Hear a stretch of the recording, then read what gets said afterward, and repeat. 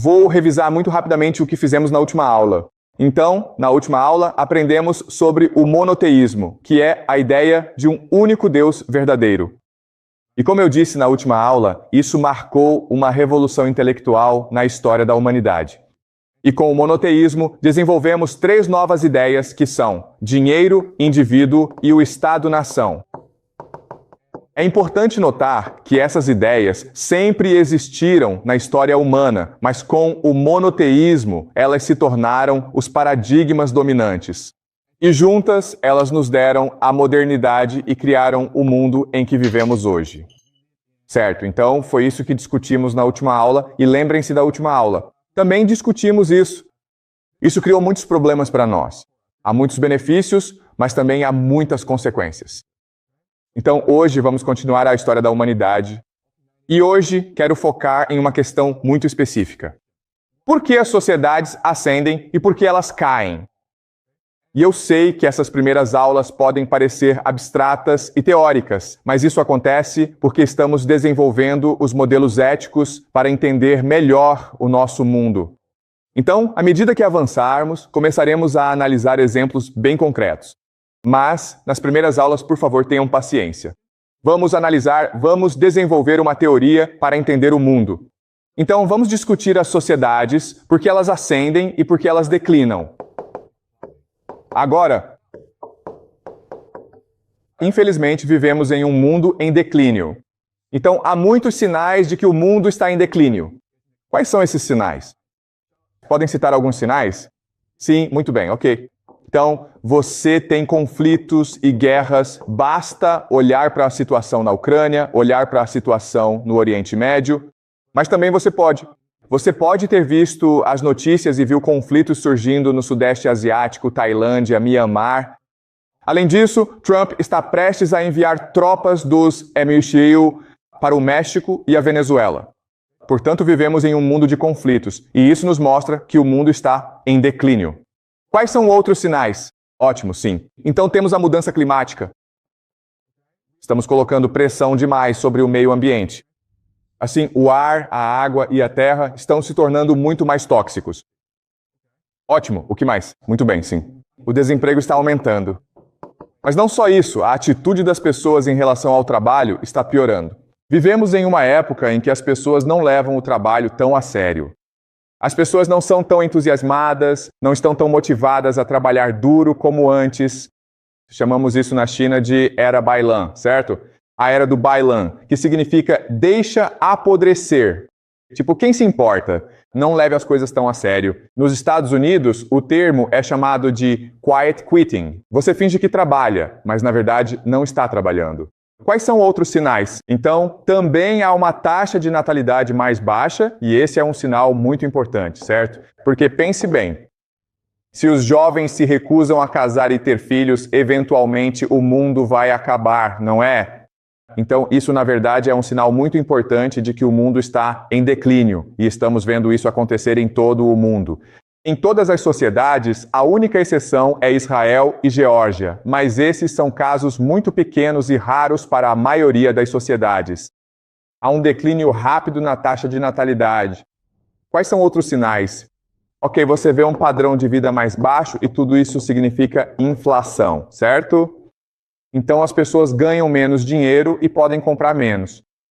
Os preços sobem, mas os salários das pessoas caem. Então, esse é outro sinal de declínio. Quais são outros sinais? Certo, você também vê maior nível de estresse, não é? Quanto maior o nível de estresse, mais ansiosas, mais deprimidas e mais estressadas as pessoas se sentem. Emocionalmente, eles se sentem exaustos. Certo, o que mais? Certo, as pessoas estão menos otimistas, não é? Ok, agora é hora de aumentar o pessimismo. Certo, e isto é muito importante, a ideia de dívida, certo? Tanto públicas quanto privadas. Existem muitos governos ao redor do mundo que estão enfrentando uma crise fiscal. Uma crise fiscal significa apenas que eles gastam mais do que arrecadam em receitas de impostos. Há muitas famílias na China, nos Estados Unidos e em todo o mundo que estão fortemente endividadas. Portanto, a dívida é uma grande questão para o mundo de hoje. Além disso, há menor coesão e confiança. E o que isso significa é que as pessoas já não confiam umas nas outras como antes. A sociedade é menos coesa.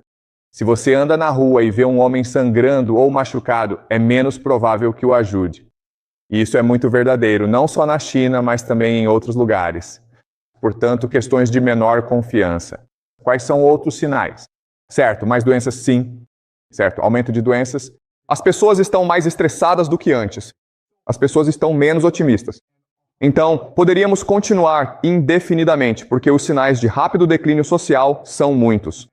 Agora, esses são sinais de declínio. Bem, se olharmos para o crescimento, obviamente é o oposto, certo? As pessoas estão muito mais dispostas a confiar umas nas outras. Em vez de se endividar, as pessoas vão economizar dinheiro.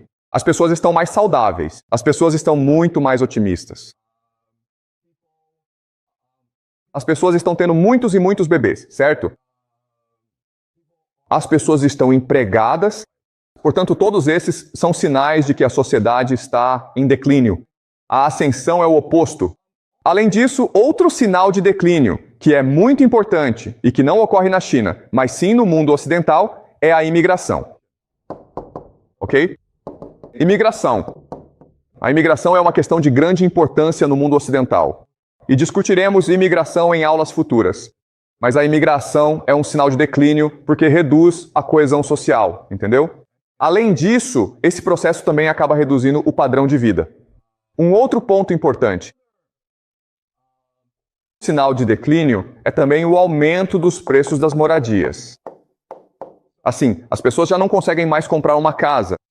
Isso é verdade na China. Os jovens já não conseguem mais comprar uma casa. Mas isso também é verdade em todo o mundo, certo? Está realmente difícil para os jovens se virarem.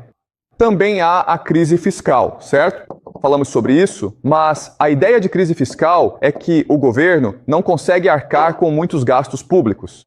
No futuro, talvez daqui a 5 ou 10 anos, a previdência será um grande problema para os governos.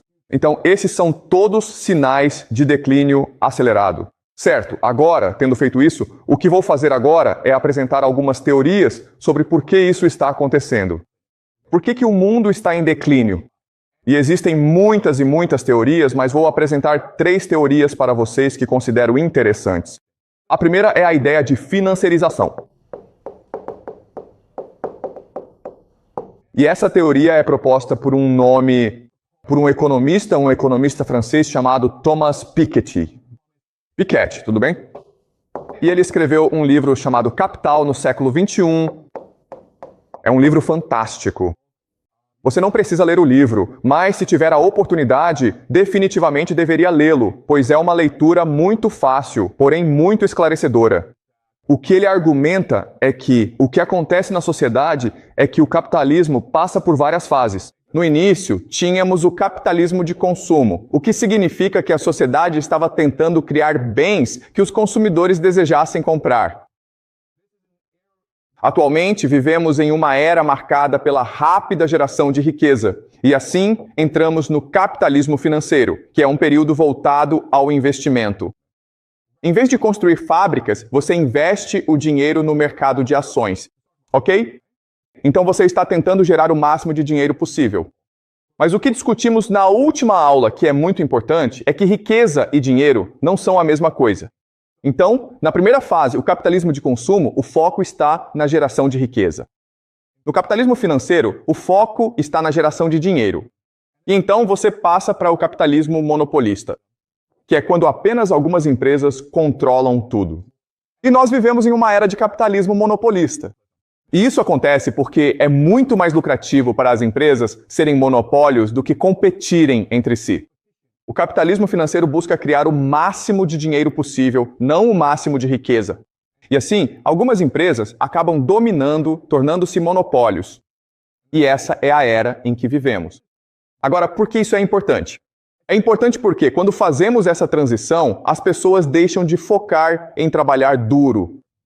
Elas estão apenas focadas em especular. Então, deixe-me dar um exemplo.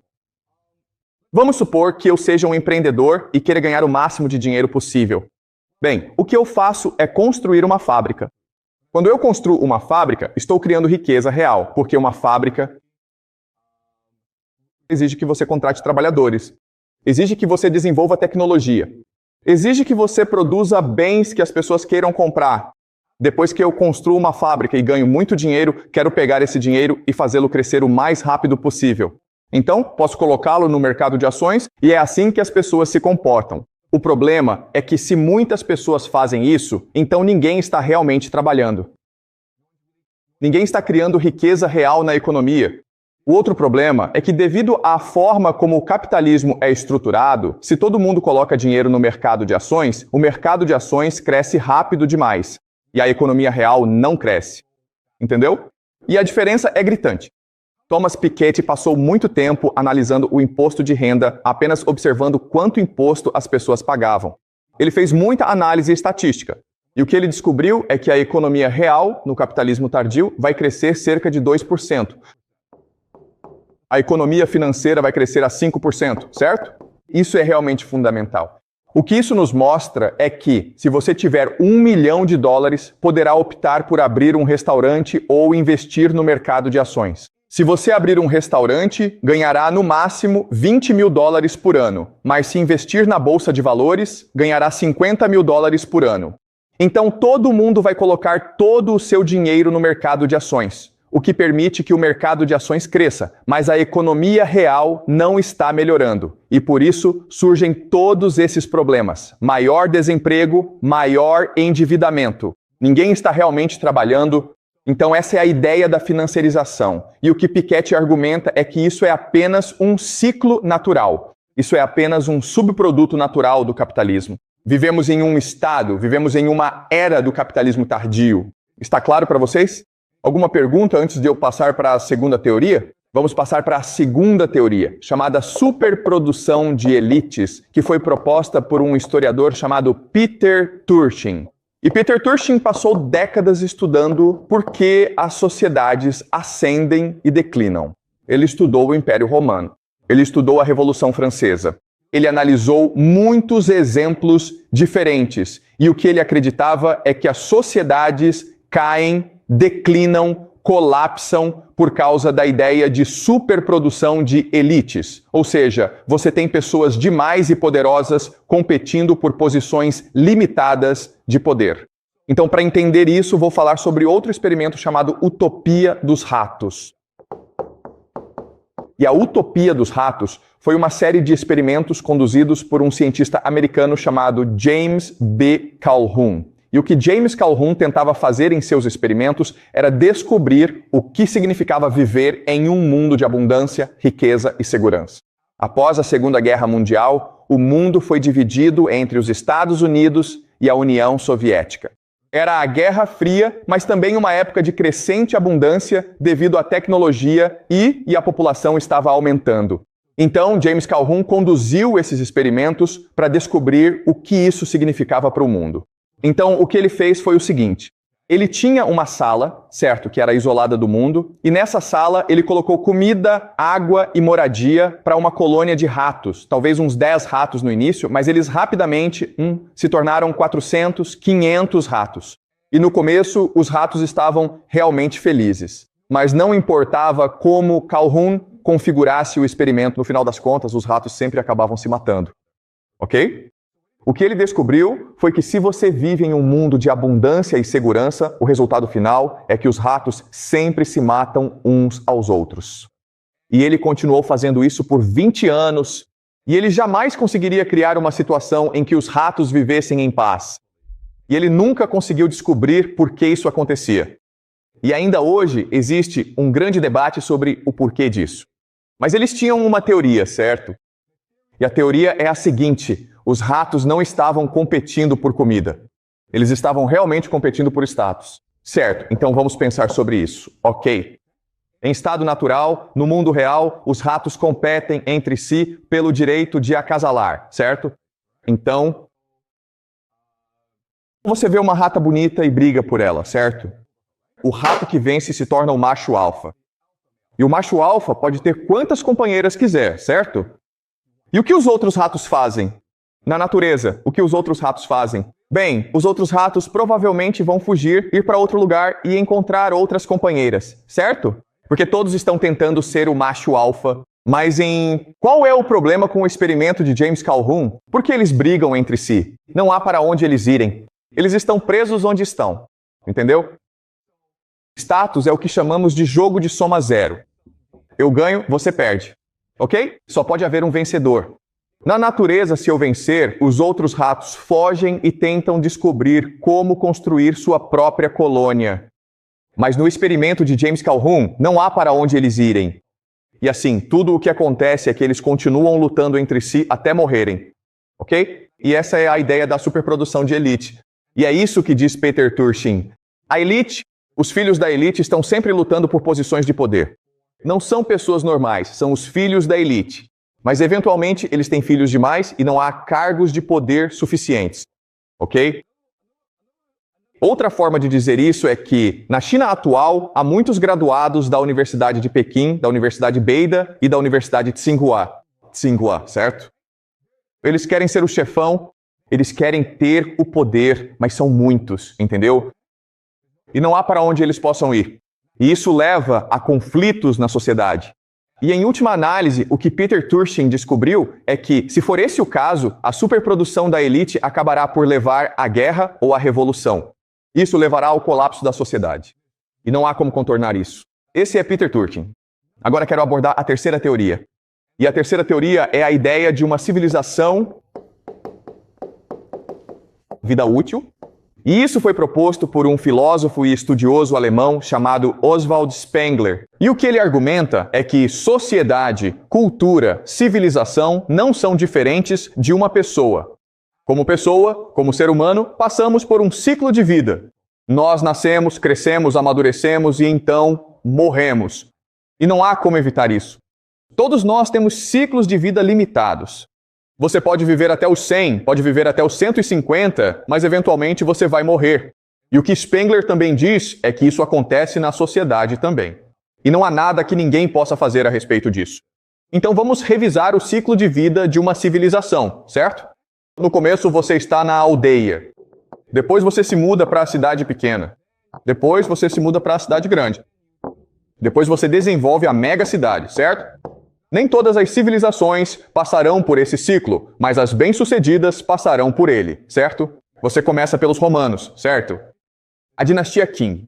Você começa em uma vila e, se tiver sucesso na vila, constrói uma cidade. Então, quando você está em uma cidade e tem sucesso, você derrota outras cidades, constrói uma cidade e se torna uma mega cidade. E o que Oswald Spengler diz é que no auge da civilização, a civilização agora deve morrer. Então vamos analisar a teoria. Bem, na aldeia a vida é bastante simples. As pessoas trabalham duro. Certo, elas são unidas. Elas têm uma mentalidade coletiva, todos ajudam uns aos outros. E também, o que é muito importante é ter muitos bebês, certo? É muito comum as mães darem à luz 10 ou 11 filhos na vila. E o motivo é que as crianças são mão de obra gratuita. Então você é incentivado a ter o maior número possível de filhos, certo? Esse é o modelo de uma vila. Mas à medida que você sobe na escala da civilização, à medida que amadurece como civilização, o que acontece é que há um aumento da abstração. Abstração é só uma palavra sofisticada para dizer que você está afastado da realidade, certo? Então, quando você está numa aldeia, você entende tudo, não é?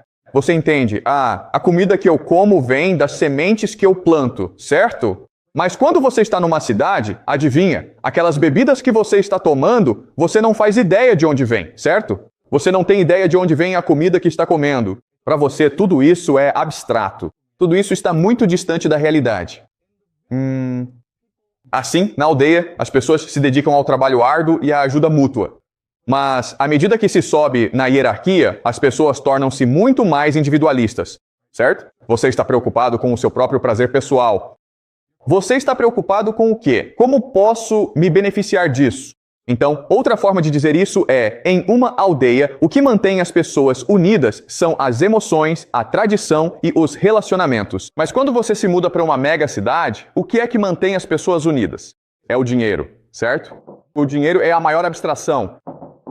O problema do dinheiro é que ele faz com que nunca precisemos confiar uns nos outros. Numa vila, se você fica doente, todo mundo vem te ajudar, não é? Mas na cidade, se você fica doente, você vai ao hospital e paga o médico. Seus vizinhos não precisam se importar. Sua família não precisa te ajudar, certo? Então você se torna individualizado. Você se torna atomizado. E nessa mega cidade, o que acontece é que, como você se preocupa apenas com o seu próprio prazer individual, você não se esforça mais. Na verdade, o que você quer é que imigrantes trabalhem para você, não é? Você não se importa mais com as outras pessoas.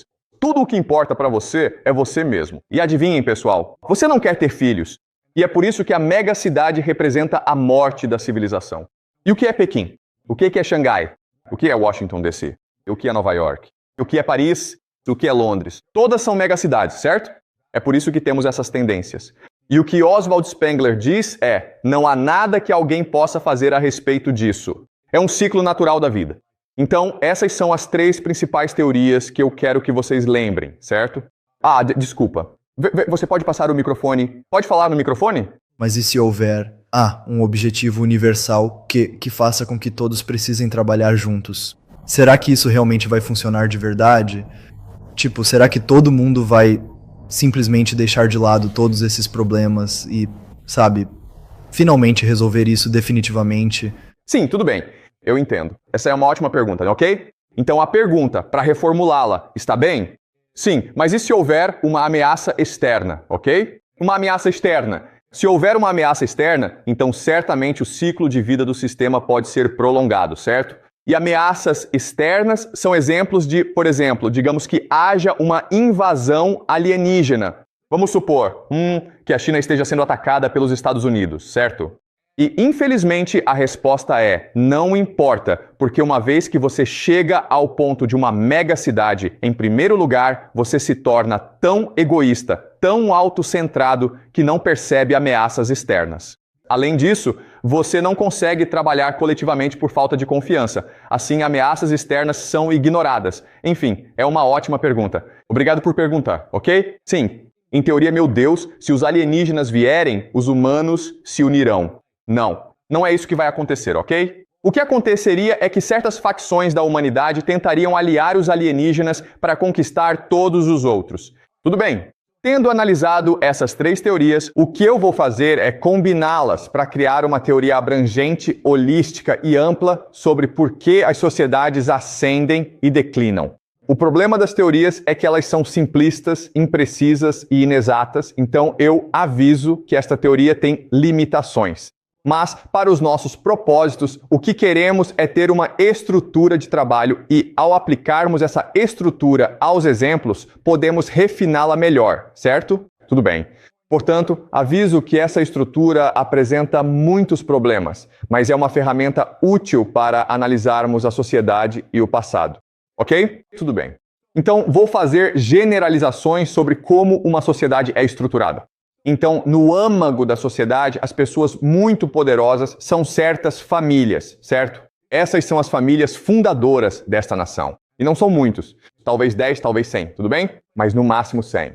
Então, se você voltar ao Império Romano, e o Império Romano controlava a maior parte da Europa, bem como a Anatólia e o Egito. Era uma área enorme. Mas, na verdade, havia apenas cerca de 200 famílias que controlavam o Império Romano, entendeu? Tudo bem. Então, como essas famílias expressam poder, como elas controlam o poder na sociedade, é através de 3 mecanismos, certo?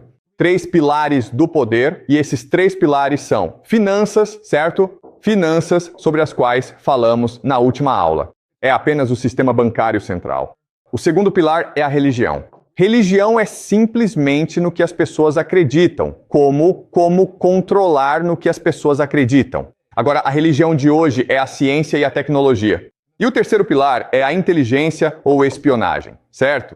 Agora, para economizar tempo, eu não vou entrar muito a fundo em inteligência e religião, mas vou abordar isso em aulas futuras, certo? Eu só preciso que vocês lembrem que existem 3 pilares do poder no núcleo da sociedade: finanças, inteligência e religião. E é a junção, a culminação deles, que permite à elite controlar todo o resto. Então, a partir desse núcleo, eles vão controlar todos os aspectos da sociedade, incluindo escolas, incluindo o exército, incluindo o governo, incluindo a mídia, incluindo a cultura, incluindo o crime, a máfia. Todo aspecto da sociedade que você possa imaginar está sendo controlado de alguma forma por esse núcleo de poder, certo? Além disso, você tem tipo as corporações, certo? E então, na borda externa estão as pessoas, certo?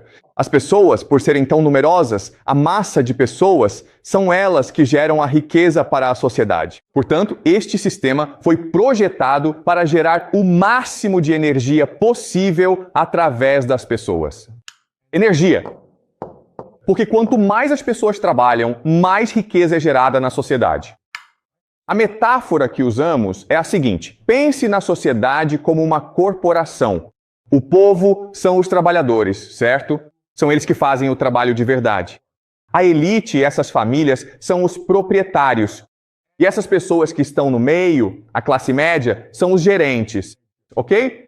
Portanto, mais uma vez, esta é uma metáfora muito simples e não é precisa, mas é útil para análise. Certo? Então, as famílias ou os donos da empresa, as pessoas, os trabalhadores, as pessoas que estão no meio, os gerentes ou os gestores. E chamamos essas pessoas de classe média. Na China, essa função já teve outros nomes ao longo da história. Nós a chamávamos de funcionários acadêmicos, certo? Outro nome para eles é algo chamado de classe gerencial profissional, ou PMC. Além disso, outro nome para eles é pequena burguesia. Novamente, você não precisa saber esses nomes. Para simplificar, vamos apenas chamá-los de classe média. Faz sentido? Então, tendo passado pela estrutura da sociedade, vamos falar sobre o que acontece quando a sociedade ascende e decai.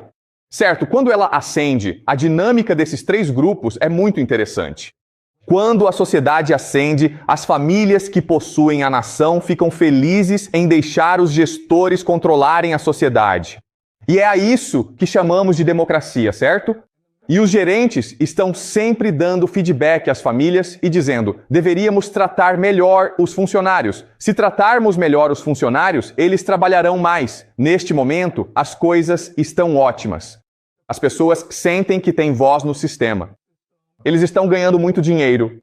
Todos estão muito felizes. Mas o que acontece devido à superprodução da elite é que essas famílias geram muitos filhos que desejam ter acesso ao poder.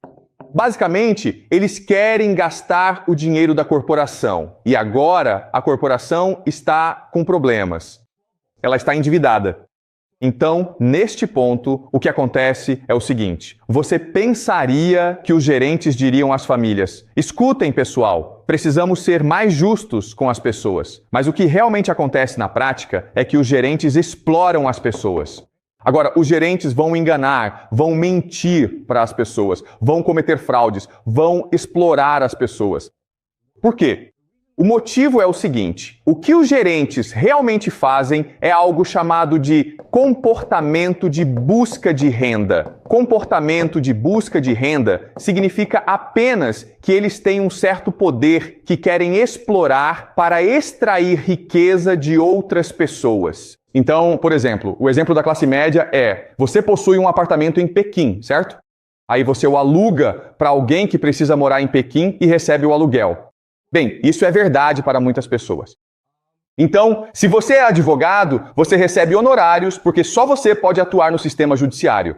Portanto, se você quiser processar alguém ou tiver uma disputa contratual, precisa procurar um advogado, certo?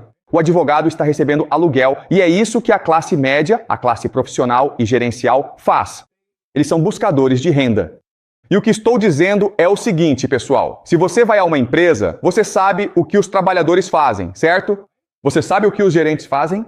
Eles realmente não fazem tanta coisa assim. E isso é verdade para a classe média. Os gerentes, a classe média, vivem vidas muito boas. Então, quando a empresa está em apuros, os gerentes pensam: bem, eu tenho uma vida muito boa, tenho um emprego muito bom, mas na verdade eu não faço nada. Então, provavelmente serei o primeiro a ser demitido.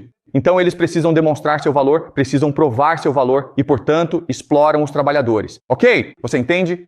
Eles pressionam os trabalhadores mais para gerar mais riqueza, certo? Portanto, na fase de declínio, isso não chega a ser um problema. Mas o que acontece com o tempo é que o conflito dentro da elite piora cada vez mais. Superprodução de elite. E o que eventualmente acontecerá é que eles se formarão em facções que competirão entre si pelo poder. Ok? E quando isso acontece, a sociedade se divide em facções. As facções trarão certos elementos da classe média que, por sua vez, trarão certos elementos do povo. E agora, o que aconteceu foi uma guerra civil ou uma revolução. E isso marca o colapso da sociedade. O que é realmente importante lembrarmos é que este é um ciclo natural e nenhuma ameaça externa mudará essa dinâmica. Por quê? Porque é muito comum essas facções se aliarem a mercenários. Ok? Então, há invasões estrangeiras. Não porque algum cara lá fora pensa, esta sociedade é instável, vou invadir. O que acontece frequentemente é que uma determinada facção convida mercenários para o país como parte da luta pelo poder. E então, os mercenários percebem, sabe de uma coisa? Podemos ficar com isso para nós mesmos. Então, quando você chega à fase de colapso, a sociedade está muito fechada em si mesma, muito tomada por disputas internas, para se importar com ameaças externas. E é por isso que se houvesse uma invasão alienígena, realmente não mudaria nada. Isso está claro para vocês, pessoal? Então, mais uma vez, este é o modelo com o qual estamos trabalhando para explicar a ascensão e queda das sociedades.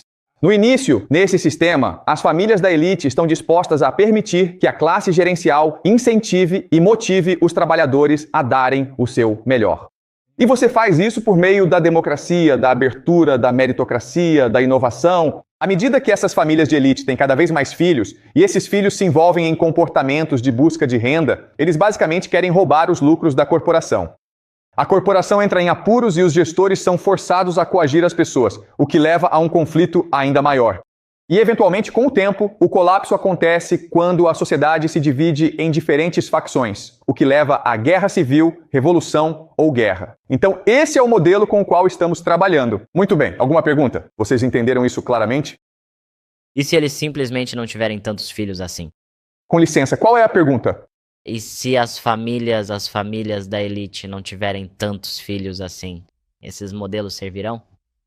Essa é uma ótima pergunta. Certo? E se as famílias não tiverem tantos filhos? Ok, essa é uma pergunta muito interessante. E a resposta é que essas famílias, antes de tudo, não terão tantos filhos quanto possível, certo? Porque como você transmite o seu poder? Então,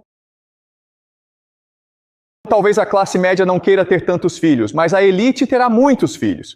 Porque eles precisam ser capazes de passar seu poder e privilégio para seus filhos. Na verdade, a elite está, antes de tudo, preocupada em transmitir seu privilégio para a próxima geração. E é por isso que essas famílias da elite se expandem tão rapidamente. E também, quem quer se casar com famílias da elite? Quem quer se casar com eles? Todo mundo. E eles precisam se casar com outras famílias para manter seu poder. Então, ter filhos dentro do casamento é uma forma de a elite manter seu poder. Mas essa é uma boa pergunta. E mais alguma pergunta antes de eu continuar? Então, vamos resumir o que aprendemos até agora e discutir o que permite que as sociedades ascendam e declinem. Então, vamos analisar 3 fases: a ascensão, o declínio e o colapso. Declínio não é que as coisas piorem, é que pararam de melhorar, certo? Ascensão é quando melhoram. Declínio é quando as coisas estão estagnadas ou piorando um pouco. E colapso é quando a sociedade está prestes a desmoronar. Então, se você observar essas 3 fases específicas da sociedade, há características diferentes. Quando a sociedade está em ascensão, ela é, antes de tudo, aberta. Aberta significa apenas que existem oportunidades de mobilidade social na sociedade. Se você é uma pessoa pobre, pode ganhar dinheiro, pode se tornar rico, seu talento é valorizado, é uma meritocracia, é inovadora. Se você critica a sociedade, as pessoas agradecem pela crítica, porque a crítica nos torna pessoas melhores. A debate aberto. Agora, o que é realmente interessante é que a maioria das sociedades jovens são sociedades abertas. Por exemplo, na década de 1950, os Estados Unidos eram uma democracia, certo? A China era comunista. Mas isto é realmente interessante. Na década de 1950, ambas eram sociedades abertas. Você poderia criticar os líderes. Na verdade, você era incentivado a criticar os líderes. A China era tão democrática quanto os Estados Unidos naquela época, ok? Portanto, não se trata de sistemas políticos, mas sim do estágio em que você se encontra no desenvolvimento social. Então, se você é jovem, você será aberto, democrático e meritocrático. Você quer aprender, então vai ouvir as críticas, ok? Essa é a primeira grande característica de uma sociedade em ascensão, a abertura. Mas quando você entra em uma fase de declínio, adivinhe o que acontece? A sociedade torna-se burocrática. Certo, burocrático. Por quê?